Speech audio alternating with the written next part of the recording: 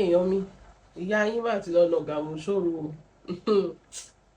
tálá máa wá pè báyìí Ọlọ́run tálá máa wá pè báyìí mọ̀mọ́ má ti lọ nàgàmù sóru wọ́n má ti petition ìyá yín o ẹ̀rù kóòtù ti ń bà ó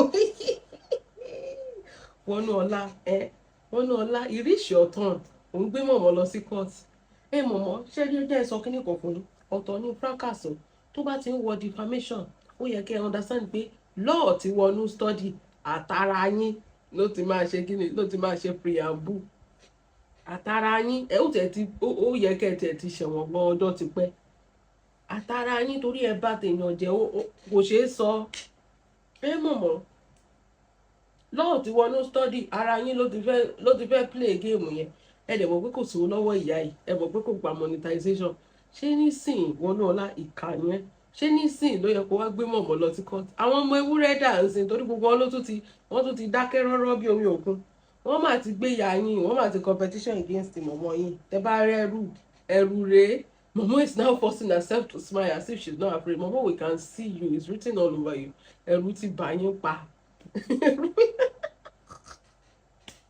Owó dàbá ìtàlá máa pè ìbílẹ̀ rẹ̀ ti jápa Ìyàbọ̀ ti jápa ta la fẹ́ pè báyìí tó máa rọmọ wẹ́dọ́ amẹ̀bọ̀ wà ń bẹ àwọn tó kọyín sí yọ́yọ́ tẹ́ ẹ fọwọ́ ara yín fà báyìí ẹ lọ pé amẹ̀bọ̀ owó tó ń gbà náà ẹ jọ pé kò sí nǹkan tó fi ń ṣe ẹ lọ pé amẹ̀bọ̀ sódà owó tó ń gbà náà ẹ̀yin méjèèjì ẹjọ́ máa ṣe kí ni ẹjọ́ máa pín ẹ jẹ́ àka nǹkan tí àwọn ènìyàn sọ àbí kí la máa ṣe báyìí ó yẹ ti di woro sí woro ń sì báyìí kí la fẹ́ ṣe. Aṣẹ́wó blog said ẹ̀sà òpònú lágbàlagbà ẹ máa rántí pé 65 nìyá yìí náà. Aṣẹ́wó blog ọ̀rọ̀ yẹn pọ̀ fa ìwọ ló ponú bẹ́ẹ̀ wẹ́nà mọ̀mọ́ ponú náà but kò yẹ kẹ́ ẹ sọ to her face ẹ̀yin tẹ́ máa ń sọ̀rọ̀ kojú Ọlọ́run kò dá báyìí ẹ má pàyà ìfún wa ẹ jọ̀ọ́ àtàkì ti pọ̀ jù from left right center everywhere wọ́n ní ẹ̀sà òpònú ṣé Wonu is a debtor will be your defense when you get to court with Wonu ó yà mí lẹ́nu mọ̀mọ́ chọ́chọ́chọ́ ló fẹ́ báyé yín jẹ́ ń sìn rẹ̀ ibole ti fẹ́ rówó lọ́ọ̀yà pẹ̀lú pé wọ́n ti gba monetization lọ́wọ́ yín kò sí advert kò sí nǹkan kan ìgbà ẹni Wonu tún lọ gbé mọ̀mọ́ kò máa yẹ Ọlọ́run kò máa yẹ kẹ́ ẹ̀ máa faṣọ péńpé roko ọba at 65 yóò yẹ yín rárá ṣé ló yẹ kẹ́ skip odidi ọdún yìí kẹ́ bọ́ sí 66 because ọdún yìí ni kí ni ẹ ṣòfò jù ní orí social media ọdún yìí lẹ́sẹ̀ this is your worst year so far ẹ tún ti rí court case ẹ tún ti rí ihe níbi tẹ́tí ń bá tèèyàn jẹ́ mọ̀mọ́ wọ́n ní ṣé debtor will be your defence when Wonu get to ọmọ yẹn dẹ̀ ta lẹ́nu òyìnbó oyún lẹ́nu ẹ̀ ó tún lọ ṣe lọ ayé yìí ti bàjẹ́ sọ́wọ́ Wonu ló máa fi yín ṣe kí ẹ wò mọ̀mọ́ báwo la ṣe máa rí iná irú kí ni kọ́lọ̀ aṣọ wọn ń bẹ̀ yẹn náà ṣọ́rẹ́ǹjì ni báwo lẹ ṣe máa rí iná mọ̀mọ́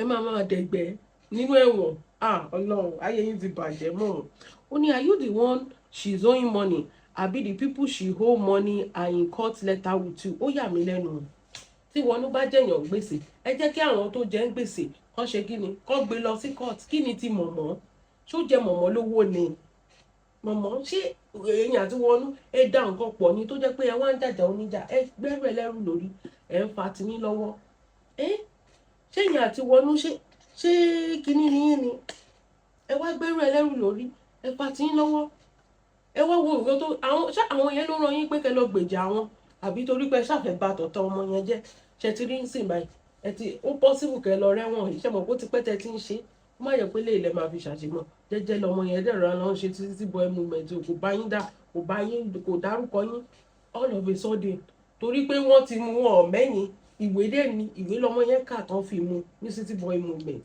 kì í ṣe pé wọ́n wojú ìwé ní education ẹ̀ ló gbé síbẹ̀ mọ̀mọ́ tún bá ń lara mọ̀mọ́ ẹ̀dẹ̀ lọ school náà tẹ́ bá mọ̀ pé gbogbo nǹkan bẹ́yẹn táwọn èèyàn bá ń ṣe nǹkan gidi gbogbo ìgbà tí Wonu fi lọ school kí lẹ̀ ṣe ń dókó kiri náà ó wá dìgbà tó ń rí ipò ẹ̀ ń sì báyìí ẹ̀yin lẹ wá ń bínú pé ẹ̀yin lẹ ti kọ́kọ́ mọ Tinubu kẹ́nìbọ̀dì tó mọ̀ ẹ máa gbọ́ wọ́n ní are you the one she's owing money àbí the people she owe money are in court letter with you ó yà mí lẹ́rùn are you going to bring Mesoro to court to witness for a case that has nothing to do with her. Oh yeah, who is going to do Momo's witness? Ọlọ́run ẹ ti wá dá ìyá ìdá. Ọlọ́run, Momo ẹ wò, èmi gan bá yín káàánú. Ṣẹ́rí, this one too shall pass. This one too shall. Ẹ má máa ṣẹ́rí, ẹ má máa sọ̀rọ̀ tẹ́ ẹ bá ti ní evidence. Ẹ má máa sọ ọ̀rọ̀. Ó ti kíní yẹn ti bà yín jẹ́, ó ti bà ayé yín jẹ́. Ẹ má máa sọ̀rọ̀. Tá bá máa wí sí wọ́n gbé fóònù ni. Ọjọ́ tẹ́ ẹ sọ pé Mega gbé nǹkan fún yín. Ẹsẹ̀kẹsẹ̀ kan ni Mega wá deny. Ìgbà tó ti dọ̀rọ̀ kọ́ọ̀tù yìí ti báyìí, kò sẹ́nìbọ̀dì tó máa tẹ̀lé yín débẹ̀. Momo, ojú yín máa bó lórí social media. Kò sẹ́nìbọ̀dì tó, ẹ̀yin nìkan. Àwọn ọmọ ewé máa ṣe kí ni, bẹ́ẹ̀ de yín lásán wọn kálẹ̀ wọn yọjú. Á wá jẹ́ court case náà fẹ́ yọjú pẹ̀lú. Ẹ tún ti lọ nàgàmù ṣòro. Just imagine, lágbàlagbà 65. Kẹ máa bá yé àwọn èèyàn jẹ́, ó ti wá wọ̀ yín lẹ́rú, ó ti mọ yín lára. Ṣé wẹ́nà ẹ tiẹ̀ ti gbé mèsòrò mọ́ra, ó ti ṣe kí ni, ó ti bójú yín jẹ́, so kò possible, kò lè jẹ́ witness yín. Kò tiẹ̀ gbọ́dọ̀ jẹ́ bẹ́ẹ̀. Only, are you going to bring Mesoro to court to witness for a case that has nothing to do with her? All those your one-on-one talk is you being ignorant. Ta ni ọmọ pé Momo ògbọ̀n. Momo ògbọ̀n náà. Ẹnu ni Momo ní lórí social, kò mọ anybody. Kò ní owó. Ẹnu nìkan ni. Torí pé kí ni? Most of the things tó máa fi mọ́tò máa galavant, fi lé máa galavant. Ó wà níbi tó jẹ́ pé àwọn èèyàn lè tètè verify nǹkan. Ṣé ti understand it? Ó wà níbi tó jẹ́ pé people really can't go and be verifying things from there. Torí ẹ̀ ló ṣe ń galavant. Ẹnu nìkan ló ní. And since everybody ti realize pé ìyá yìí ò ní nǹkan kan, kò jẹ́ nǹkan kan, àwa gan la tún jẹ́ kó jẹ́yàn lójú ọmọ aráyé. Everybody ti pull out báyìí. Ló ti ṣe kí ni? Ló ti di òpònú sórí social media. Only, what's your business with whatever one who says she acquires as property? Momo ni mo rírí. Tí Momo máa bú wa pé àní nǹkan kan. Imagine how daft Momo can be, thinking that what I want lóyìnbó àní anything. Àwọn tó tún ní ẹ tún sọ pé rọ́ ni, pé wọ́n ni. Just imagine. Ẹni ẹ ṣé wọ́n nílé sí lóyìnbó? Wọ́n nílé sí lóyìnbó sì báyìí. Ẹ tún sọ pé kò nílé. Just imagine. Ṣé mo pé ẹ̀yin nìkan ló dáa fún ni? I don't understand. Ṣé máa rò pé ẹ̀yin nìkan kò sẹ́nibọ̀dì tó rí ṣe ni? Or you think that we'll bring everything we have, we'll be flaunting it on social media? Bí ẹ̀yin ṣe máa ń ṣe bí ará oko. No now. When we will front, ọmọ yẹn tẹ̀ tún gbé ilé yẹn jáde. Ó tún gbé jáde báyìí, kò tiẹ̀ gbé pamọ́. Kò gbé pamọ́, ó gbé jáde báyìí. At the end of the day, kí ló ṣẹlẹ̀? At the end of the day, Momo tún jáde, Momo tún sọ pé rọ́ ni. Ṣèbí tó bá yẹ kó gbé, bó ṣe gbélé yẹn, ó yẹ kéèyàn tó ní ilé. Tó bá yẹ kó lọ jí lé ni. Ó yẹ kéèyàn bí Momo ṣe máa ń jí ọmọ lọ́mọ kiri. Ọmọ ni Momo máa ń kó. Momo gangan ni gbọ́mọ kidnapper lórí social media. Ó gangan ni herdsmen. Ọmọ ọlọ́mọ ló máa ń jí kó. Ṣèbí èèyàn tó nílé wọn ló yẹ kó jáde. Momo feels like she's the richest on social media. She doesn't know that people actually do better without even flaunting it. Ṣé mo pọ́ mo ojú ọ̀rọ̀ lárí ìyá jẹ́ Momo. Abájọ tó fi yín àtàkì dọ̀kásì àtàkì wọn nítorí àwọn yẹn ò jẹ̀yà kékeré. Abájọ tó fi ṣe mọ̀ pé téèyàn bá jẹ̀yà ó máa rò pé oko bàbá wọn ló tóbi jù. Ìṣòro tí ìyá yín ní nìyẹn. That is it. Wọ́n ní, what's your business with whatever one who says she acquires as property? Kí ló kan? Dáradára. Okay, kí ló kan dáradara's case of almost 10 years with your recent ẹ mà ṣe o. Ṣé rántí case yẹn? Ẹ wò ìyá yìí, she's confused. If confusion, fear, she's anxious, she's confused, she's disturbed, she's distressed, she doesn't have money. Gbogbo wọn tó ń ṣe, you will know that something is just not right. If you see the show she did, you will know that this woman is afraid. The fear is written all over her. Like ó ti wá kú òun nìkan báyìí. Ìgbà tó ti lé gbogbo èèyàn, ó ti lé Ìbílẹ̀, ó ti lé Ìyábọ̀, ó ti lé twice Ìyá Ìbàdàn, gbogbo èèyàn ló ti bá jà, ó ti bá Dọ̀kásì jà, ó ti bá gbogbo èèyàn jà. Ó ti wá kú òun nìkan àtèrò ara ẹ̀ báyìí. The show was show of shame. She was just forcing herself to make us laugh. We are just the look at Momo for anymore. And the case don't gbé yín. Ṣé bẹ́ẹ̀ ṣe máa lọ fi aṣọ péńpé roko ọba nìyẹn? Wọ́n ní, unless one who is ọmọ àlè to allow you to bully and gaslight her to silence, she should see that legal case with you. She should see that legal case with you to the end and demand public apology. Momo, wọ́n ní ẹ máa kúnlẹ̀ lórí social media, ẹ máa apologize. Ṣé mo gbogbo àwọn èèyàn tẹ́ ti ṣẹ̀tẹ̀lẹ̀ ẹ dọ́dọ̀ àwọn ọmọ ayé wọ́n ní kẹ́ lọ apologize, ẹ dọ́dọ̀ àwọn warriors wọ́n ní kẹ́ lọ kúnlẹ̀ kẹ́ lọ apologize. Wọnú náà máa ṣe kíni, ó máa gba apology yẹn lọ́wọ́ yín, ó máa fomi ṣàn yín lọ́wọ́. Bẹ́ẹ̀ ṣe máa ń ṣe bí ẹni pé ẹ̀yin nìkan ni kò sí yàn kan bíi ti yín. Wọnú máa gba apology yẹn, ó máa ṣe kíni, ó máa fomi ṣàn yín lọ́wọ́ mọ̀mọ́ wọn. Wọ́n ní she should see that legal case with you to the end. Bẹ́ẹ̀ ni defamation yẹn ti pọ̀ jù, and demand public apology. Restraining order against you. Wonuola must send you to Kano for cyberbullying and defamation. Bẹ́ẹ̀ ni ó ti pẹ́ tí mọ̀mọ́ ti ń ṣe eléyìí lẹ́ máa fi ṣe kíni, lẹ́ máa fi ṣàṣemọ́. The same Ashawo Pollock said, if you say they are obsessed with Wonuola, what then do they have on Dorcas? I wonder. This is the question tó ti ń bother humankind. Like, what is Dorcas' own? Kò súnmọ́ yín, jọ dá nǹkan kan pọ̀. Everybody keep wondering, what has Dorcas done that Momo just rí pé Momo parabulate ni. Dèní kò lè sọ pé nǹkan pàtó báyìí ni Dorcas ṣe. Kò lè sọ. Only they are just allergic to successful people. God bless you. God bless you. Ọjọ́ tó ti rí pé rí pé àwọn ó máa stop bí eré bọ̀ àwọn nǹkan tó ń dùn ní. Social media is not making money as much as before anymore. People are donating to Dorcas. Her empowerment, she has a son and she's making the money and they are gifting her things.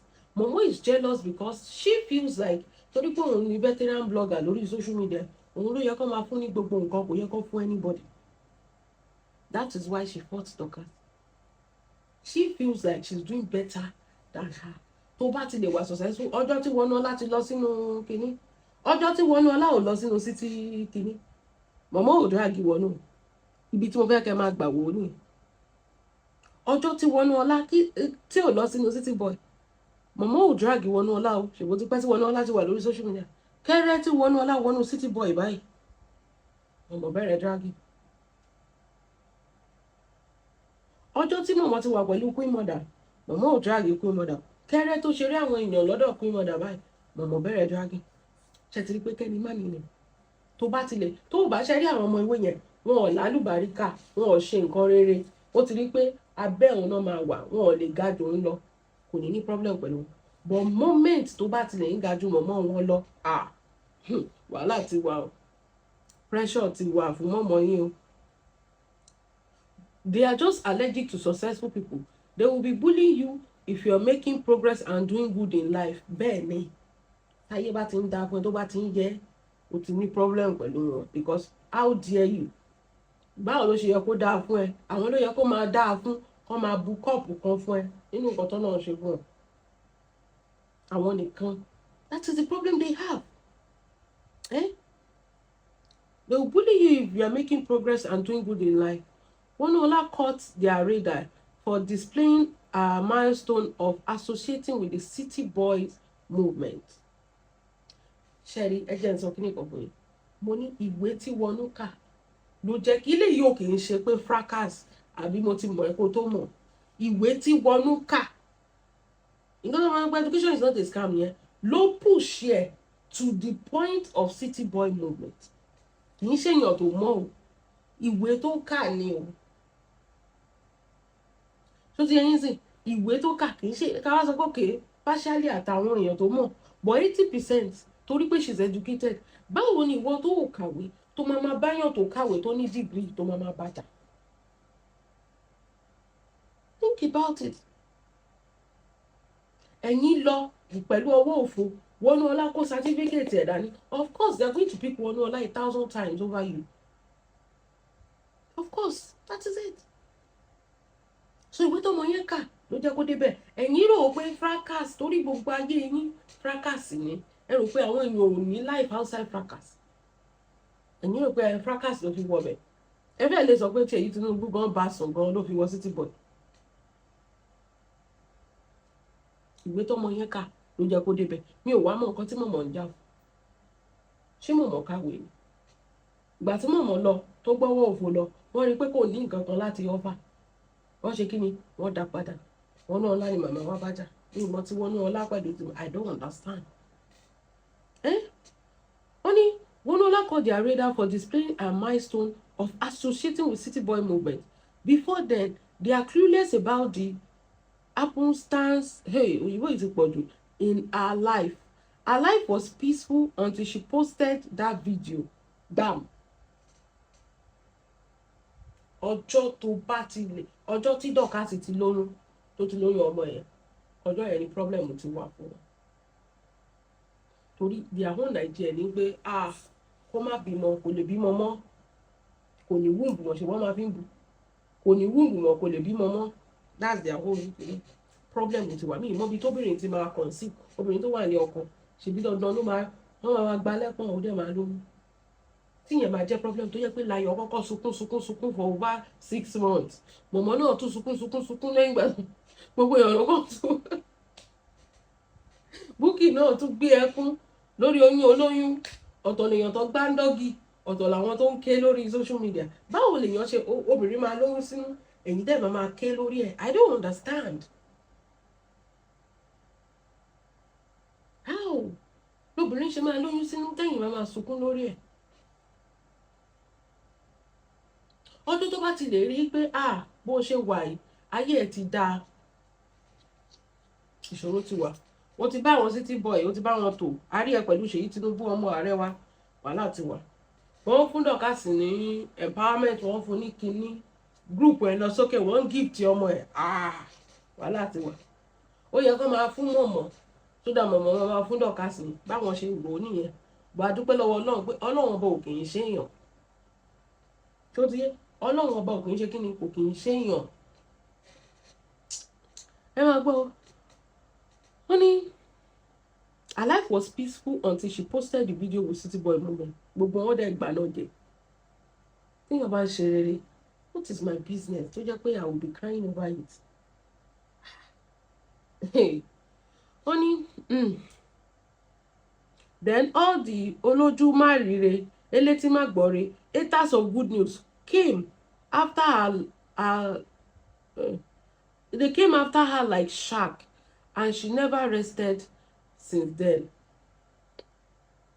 Ṣètìlín ọmọ yẹn ò sínú fracas o ṣe rí ibi kan tó ti jàre nìyẹn kò dá sí show kò ṣe show kò bá anybody sọ̀rọ̀ ó ń ṣe tiẹ̀ lókèèrè ní away from fracas kò tax anybody kò affect anybody but kò síbi tó lè wà tó táyé bá ṣáà ti ń jẹ àwọn wèrè yìí táyé ò jẹ mọ́ wọ́n máa come for you bẹ́ẹ̀. They will come for you. Rí tí Láyọ̀ sọ pé òun lọ ṣe kinní kan kó máa sign kinní nǹkan tí mo wá ṣe nílé ayé nìyẹn kí máa sign nǹkan kí lọ máa sign petition kan yọ èèyàn kan kúrò ní kinní kan ṣé nǹkan tẹ́mi fẹ́ fi lé ayé tèmi ṣe ni ṣé ó sì dáa fún mi ni màá sọ pé mo fẹ́ lọ jókòó mo fẹ́ lọ bà tèèyàn kan jẹ́ kì í ronú táìmù tó máa fi sign petition kan yọ Wonuola kúrò ṣé o tó bá lo táìmù yẹn fún lé ayé rẹ̀ ṣé ibi tó wà níyẹn ló máa wà next day. Because I don't understand.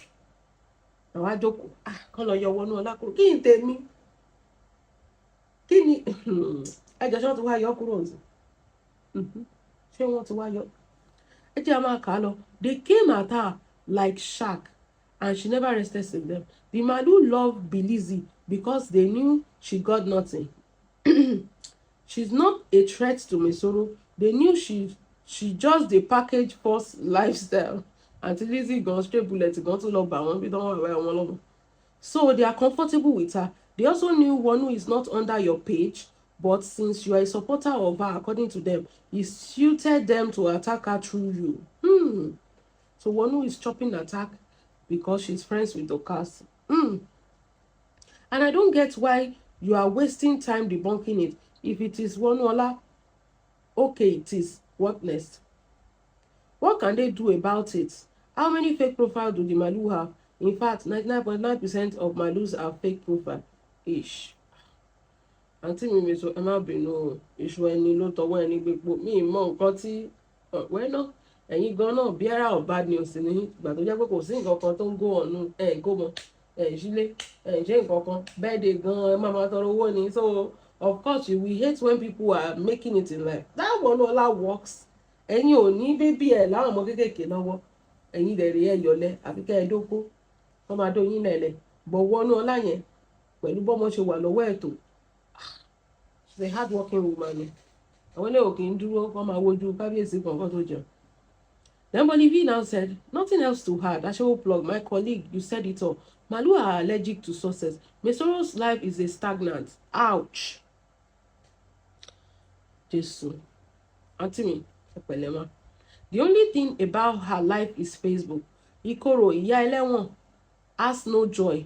Her only son is in prison. Ṣé ẹ sọ pé Láyọ̀, Bukky ló ní Láyọ̀ ni? Bukky Haram ní Láyọ̀. I don't know. But wọ́n sọ pé Ikoro, ìyá ẹlẹ́wọ̀n, a mọ̀ pé èèyàn kan tó ń jẹ́ Ìkorò ní Láyọ̀ tó tọ̀nù sí word and opposite. Then ìyá ẹlẹ́wọ̀n, a mọ̀ èèyàn kan lórí social media tó mọ̀ ẹ̀ṣẹ̀ wọn. So ṣé ẹ sọ pé Bukky wẹ́nà àwọn méjèèjì gan-an wọ́n jọ máa ń lọ together ni. Wọ́n ní Ìkorò ìyá ẹlẹ́wọ̀n has no joy. Her only son is in prison. They all live a sad life. Esadogi is a wicked old hag. Gbogbo èèyàn gan káṣí stray bullet ń. She hates to see people's success. She hated Ìyá Ìbàdàn for her success. Ìgbà tí Ìyá Ìbàdàn ti lọ Nàìjíríà tó ti ṣí ṣọ́ọ̀bù ńlá wàhálà ti wà. Màmá ò kì í fojú líle. Màmá ò dẹ̀ lè lọ Nàìjà. Mo tẹ̀ ń gbọ́ tó sọ pé mọ̀mọ́ fẹ́ lọ Nàìjà. Ẹ jọ ṣó lóòótọ́ ni. Ó máa lẹ́tìkẹ́ màmá ò lè lọ níbo. Ìgbà tí ò fẹ́ kú. She hated Ìyá Ìbàdàn for her success. She's an envious old witch. Ẹ̀yin mi mo yele nǹkan. Ẹ̀sà ikú àmì ìṣòro, ẹ̀yin ikú, ẹ̀sà ikú àmì ìṣòro have built a reputation on Facebook filled with negativity, bullying, making false accusations, and constant drama. Their actions have damaged their credibility, and many people now see them as individuals who thrives on conflict rather than the truth. Rather than truth, peace, or accountability. A bad reputation follows people who repeatedly spread hate, disrespect, and malicious behavior.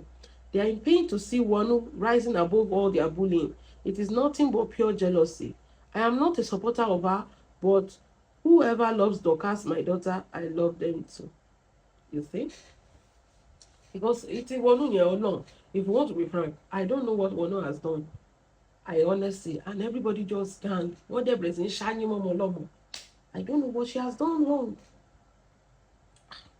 Well, it is where Sherry social media tower. Sherry, that's a way I did in social media. But she went come on, drag ara wa. But once tó bá ti kúrò no dragging zone yẹn tó ti ń ṣe rere no ayé wọ́n máa wọ́n náà láti fà ẹ́ padà ní tó dẹ̀ mú sọ pé wọ́n náà láti writing tó yẹ kó ṣe náà ló ti ṣe. You are a law student or you are a lawyer. Anything tó bá ṣe wọ́n gbé wọn lọ sí court. Then gbé wọn lọ sí court, waste their time, pìtìpìtì ayé ó fi hàn wọn. That is it. Somebody has to learn. Ẹ jẹ́ àbẹ̀rẹ̀ lórí mọ̀mọ́ wọn yẹn náà ṣe mọ̀ pé olórí oko bá ń bà mí. Ẹ jẹ́ kí mọ̀mọ́ yẹn kọ́kọ́ learn. Kó learn the hard way. That is it. So that she can stop defaming and destroying people's lives on this social media space.